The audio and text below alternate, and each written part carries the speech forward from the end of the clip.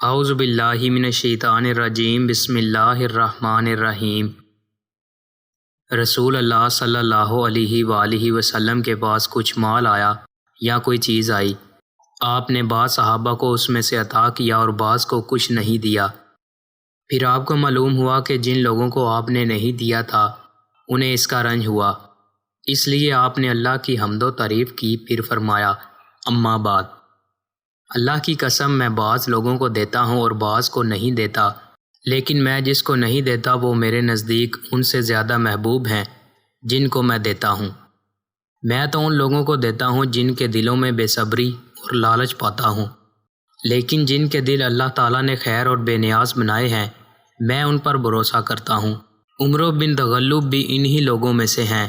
اللہ کی قسم میرے لیے رسول اللہ صلی اللہ علیہ وآلہ وسلم کا یہ ایک کلمہ سرخ اونٹوں سے زیادہ محبوب ہے۔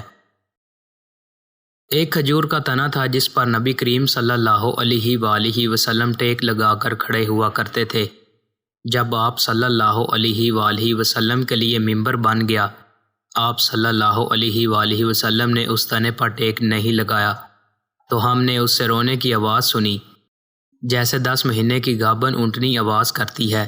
نبی کریم صلی اللہ علیہ وآلہ وسلم نے ممبر سے اتر کر اپنا ہاتھ اس پر رکھا، تب وہ آواز موقوف ہوئی اور سلیمان نے یحییٰ سے یوں حدیث بیان کی کہ مجھے حفص بن عبید اللہ بن انس نے خبر دی اور انہوں نے جابر سے سنا۔ دوستوں، مزید اچھی ویڈیوز کے لیے چینل کو سبسکرائب لازمی کریں۔ بہت شکریہ۔